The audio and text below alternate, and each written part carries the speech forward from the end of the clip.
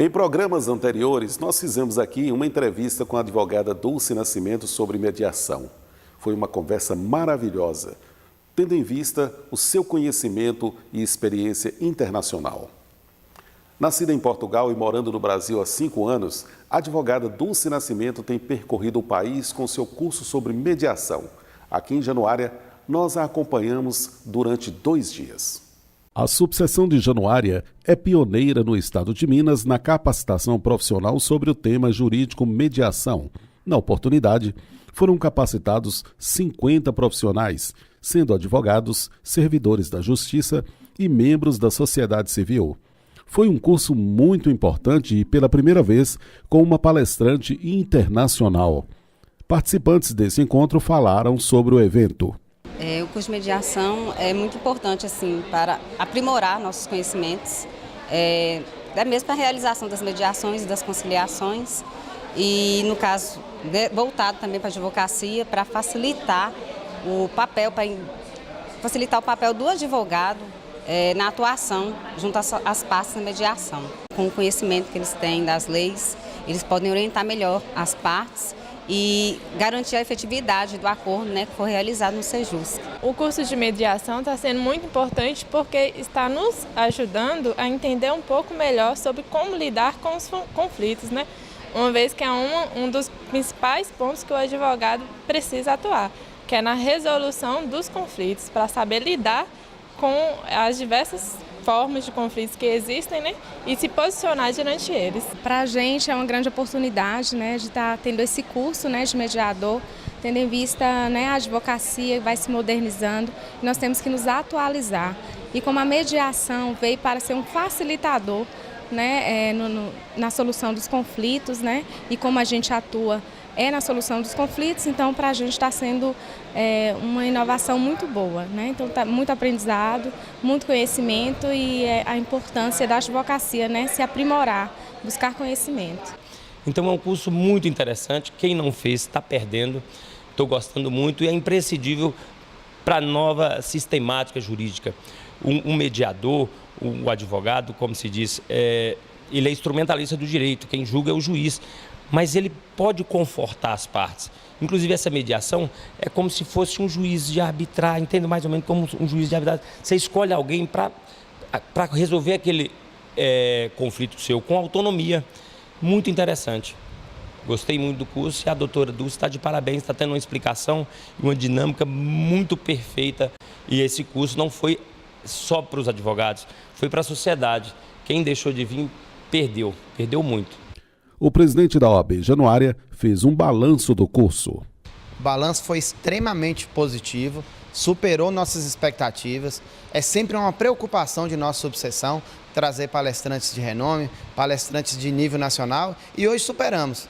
Esse curso de 2 dias, esse curso intensivo, nós tivemos a experiência com a palestrante internacional, que nos trouxe uma visão de mundo e nos trouxe técnicas de mediação para que possamos, de maneira mais célere, resolver os problemas de nossos constituídos. E a gente percebeu pela reação dos advogados e das demais pessoas que participaram do curso, que foi extremamente positivo e irá, sobremaneira, contribuir para o exercício profissional de todos aqueles que participaram.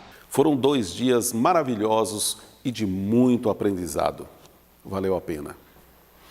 Veja depois do intervalo a entrevista do dia, que será como advogado da nossa subseção, e o tema Uso Capião, em instantes. Até já.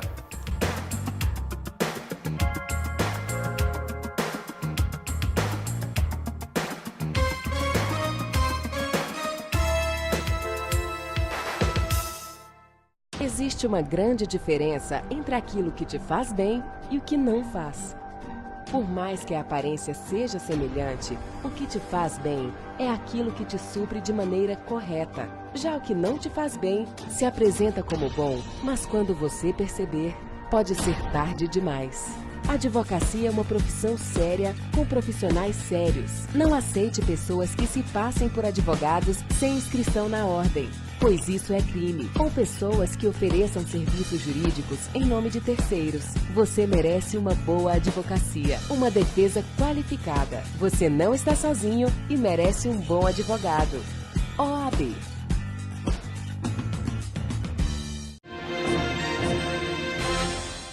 Olá, estamos de volta, sempre ressaltando para você que o nosso programa, além de transmitido aqui pela TV Norte, é também transmitido pela Voz News. Motivo que chegamos aí a vários municípios aqui da região, parte da zona rural, enfim. É sempre agradável chegarmos a regiões diferentes e conversando com as pessoas, eles ressaltando de conhecimentos jurídicos, de conhecimentos sociais que a gente fala aqui e que os alcança, esclarecendo um pouco a toda a nossa população, e é esse o objetivo do nosso programa. O nosso assunto de hoje é uso capião. E para isso nós estamos recebendo aqui o Dr. Anderson de Oliveira Rodrigues, advogado aqui da nossa 123ª subseção OAB Januária, que veio hoje para a gente bater um papo sobre esse tema. Dr. Anderson, seja bem-vindo ao nosso programa. Obrigado, Carlos. Agradeço o convite e vamos tentar esclarecer um pouco das dúvidas dos nossos telespectadores sobre o uso capião. Olha, é comum nós ouvirmos que o uso capião é uma coisa lá da zona rural, do interior. Antes de chegar a esse patamar, eu queria perguntar para o senhor, defina para a gente aí, juridicamente, o uso capião. O uso capião é um procedimento onde o possuidor de um imóvel urbano ou rural tem declarado o domínio deste imóvel, que ele pode ocorrer pela posse ininterrupta, né, de 5 até mais de 15 anos. Nós temos uma série de modalidades. Eu vou perguntar sobre algumas delas, né, mais comuns no nosso meio. Mas antes de chegar a isso, e tem uma série de requisitos, como o senhor acabou de falar, nós vamos dar uma decifrada nisso aí, para que o nosso telespectador possa entender bem. A primeira pergunta, a segunda pergunta, aliás, que eu vou lhe fazer, quem tiver nessa situação de solicitar uso capião da propriedade ou do móvel também, que existe também nas questões móveis, como é que ele sabe, como ele deve proceder? Sim. O uso capião, ele exige uma posse ininterrupta do imóvel urbano ou rural. Existe o uso capião extrajudicial, que é um requerimento que ocorre no cartório, mas é costumeiro a gente entrar com um procedimento do uso capião extraordinário, que ele é judicial, onde é reconhecido a posse do possuidor, que ininterruptamente, sem oposição de terceiro, tem do imóvel urbano ou rural por mais de 15 anos, independente de boa-fé. Nós dissemos aqui sobre algumas modalidades, o senhor citou essa primeira aí, extraordinário. Só para a gente decifrar de uma maneira bem mais popular. Uso capião extraordinário, como é que ele acontece? Posse mais de 15 anos na terra, aí como é que ele deve proceder? Isso é a pessoa que está tentando se apossar definitivamente daquele imóvel. Sim. O uso capião extraordinário, ele reconhece para o possuidor que tem aquela área como dono, com ânimos domini, de que, decorrido o prazo de 15 anos, desde que se torne essa área produtiva ou para a sua residência, ele reconhece, através de uma decisão judicial, a sua posse. Essa posse, ela vai independer de boa-fé.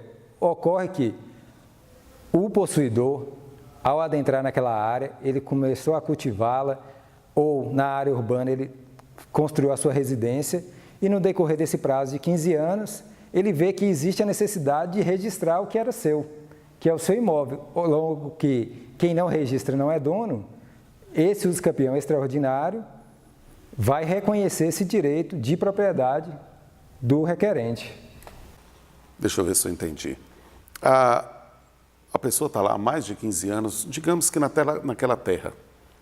Ele tem que dar uma função social para aquilo ali, para convencer, no caso, o juiz, né, o judiciário, que vai julgar a sua posse? Sim. Ele tem que ter uma função social. Isso é onde o Código Civil ainda reduz esse prazo de posse do extraordinário para 10 anos, desde que esse possuidor tenha tornado aquela área produtiva. ou a área urbana tenha construído a sua residência. Nesses dois procedimentos, urbano ou rural, o que é importante salientar é que não é necessário você ter um título que reconhece aquele domínio da área. Sim, é só para as pessoas entenderem melhor, eu vou bater na exemplificação na questão social, porque às vezes a pessoa tem a terra, está lá há mais de 15 anos e não fez absolutamente nada dela, não produziu. Sim, esse extraordinário, como o senhor salientou, a questão da função social, ela beneficia o possuidor na redução do prazo aquisitivo, que seria de 15 anos para 10 anos. Mas aquela propriedade rural que é cercada, sem documento, mas que possui a posse, mesmo que ela não tenha utilizado, tornado ela produtiva, mas desde que ela seja cercada e ele demonstre e os seus limitantes reconheçam ele como proprietário, como dono, ele também terá esse direito de uso capião. A função social beneficia o possuidor na redução do período aquisitivo, de 15 anos para 10 anos. Cidadão consegue o título de possuidor do terreno. Ele pode comercializar logo após, se ele quiser? Sim. O reconhecimento, a declaração da posse, através da ação de uso capião, ela dá ao requerente o reconhecimento de dono, onde ele vai poder vender, alienar, usar a propriedade sem nenhuma limitação. Ok. Ordinário, nós temos o extraordinário e o ordinário. Qual a diferença dele para o extraordinário? O ordinário, a diferença está no período aquisitivo e um dos requisitos que é obrigatório seria a boa-fé, onde o possuidor, ao tomar posse daquele imóvel, ele agiu de boa-fé no intuito de tornar aquela área produtiva ou de fazer a sua moradia habitual, para que, através desse procedimento e de um justo título, ele tenha reconhecido a sua posse. Quando o justo título é apresentado e a moradia também é habitual, havendo reconhecimento dos limitantes de que ele é dono, esse prazo aquisitivo de 10 anos também é previsto no Código Civil, que há uma redução para 5 anos, desde que ele não consiga, através desse justo título, fazer o registro no cartório de imóveis. Um exemplo, uma escritura que foi invalidada. Ah, tá. Falamos sobre extraordinário, sobre o ordinário, tem também a modalidade do uso capião especial. Como é que é o especial? E em que ele se diferencia dos outros dois primeiros que nós falamos? Sim, o uso capião especial, ele tem alguns requisitos que são obrigatórios, onde, através de lei, o governo tentou regularizar a posse de várias pessoas carentes que tinham posse urbana ou rural de pequenas propriedades. Da seguinte forma, onde aquele requerente ele não possuía nenhum outro imóvel. Então, o urbano, ele necessita ter a posse ininterrupta, sem oposição de terceiro, de uma área até o máximo de 250 metros quadrados, onde essa área não tem registro e que não houve em nenhum momento o requerente ser proprietário de qualquer outra área registrada. Da mesma forma com o rural. O rural, ele possuindo uma área de até 50 hectares, de forma ininterrupta, mansa e pacífica, por 5 anos, ele também terá o seu direito de uso capião declarado e reconhecido o título de domínio. Então, o especial, ele se foca mais na questão da metragem do território e na questão da redução também do tempo, né? Além de que a pessoa que requisita esse uso não tenha outra propriedade, se eu entendi. Sim, o uso capião esse especial, ele tem um cunho social, onde que reconhece com um período aquisitivo menor, que no caso são 5 anos, este imóvel ele tem que ser utilizado para moradia da família ou uma área produtiva e também para moradia, no caso do rural, e que naquele decorrer do prazo de 5 anos, o requerente possuidor daquele imóvel, ele não pode ter outro imóvel registrado. Por quê?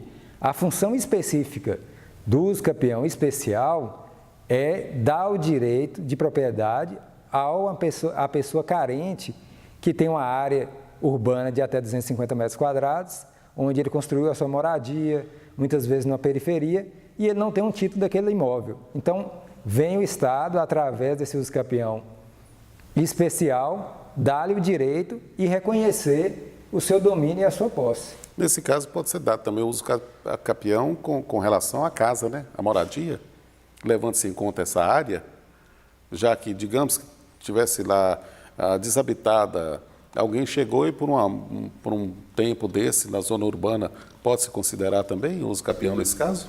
A moradia, qualquer imóvel urbano que, em possibilidade, ele possa ter sido invadido e a pessoa exerceu a posse, o animus domini e, ininterruptamente, sem oposição de terceiro, ele atingiu esse período aquisitivo de 5 anos, ele tem obrigatoriamente essa limitação do espaço, onde que a área não pode ser superior a 250 metros quadrados. Por quê? Esses 250 metros quadrados, ele é da área total, não só da área construída. Ok.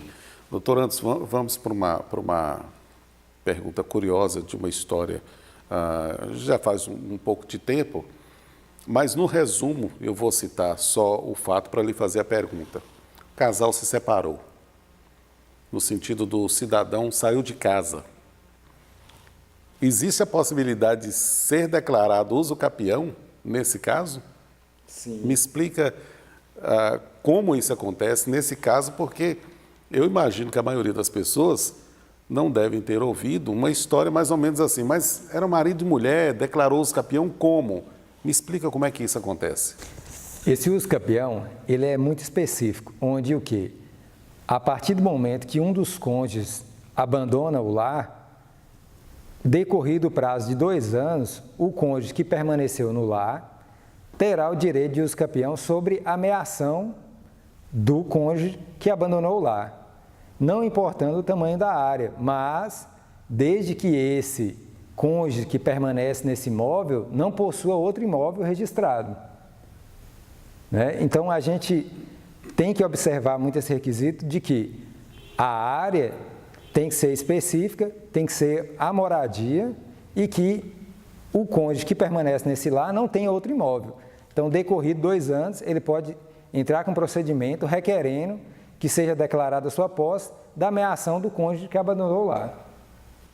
Bom, então tá aí, é ficar atento a esse tipo de situação, porque às vezes alguns anos depois o cidadão ou a cidadã, o cônjuge já reaparece, tentando fazer toda uma divisão de patrimônio. Se o que ficou já fez uso dessa modalidade de uso capião, o outro ficou a navios, né? Não vai conseguir ver essa parte que ele acha ser dele. É sempre uma coisa, eu digo que sempre aqui é um programa educativo, porque tem situações aqui que a gente coloca e que esclarece algumas curiosidades. Essa, por exemplo, é uma delas. Quando eu vi essa situação, me deparei com essa situação, lembrei desse programa que a gente iria gravar aqui, eu falei, não posso deixar de perguntar ao senhor uma situação como essa para a gente poder esclarecer. Tem uma outra que é curiosa também e não é incomum, não. Nós tivemos recentemente aí no Brasil uma série de moradias construídas pelo Minha Casa Minha Vida.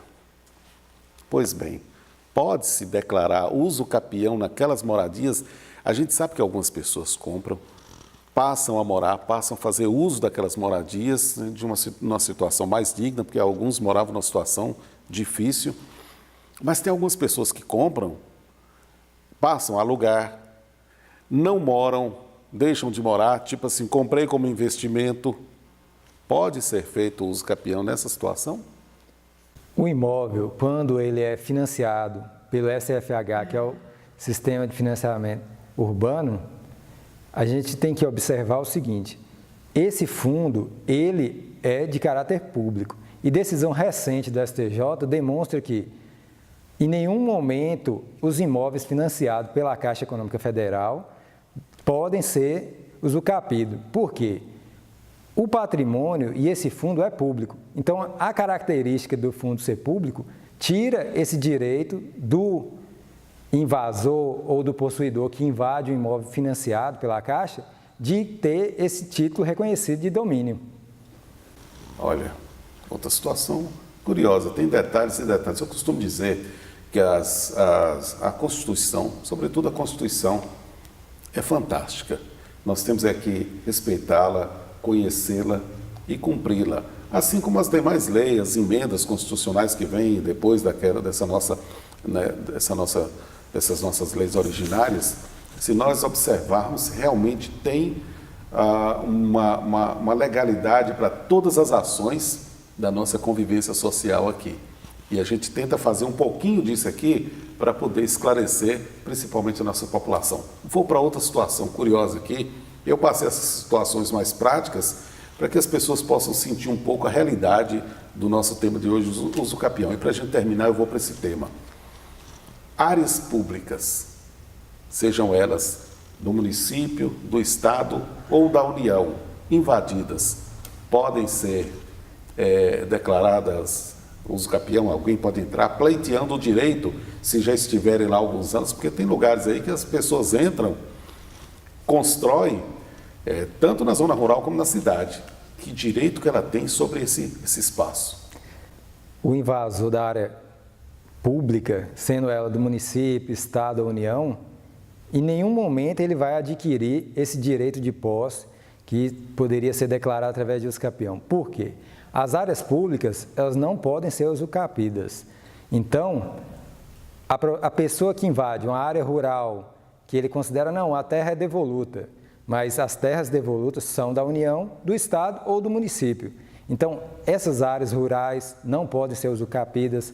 Imóveis urbanos que pertencem à União, Estado e município também não podem ser usucapidos. E hoje o Estado está tentando, para regularizar essas posses que em nenhum momento podem ser reconhecidas judicialmente ou extrajudicialmente, o momento daquela regularização fundiária, que tem uma previsão legal recente, está sendo estudado por muitos, de tentar regularizar esses imóveis para dar um título de domínio àquela pessoa invasora que há muito tempo tem a posse daquele imóvel urbano ou rural que pertence à União, Estado e Município.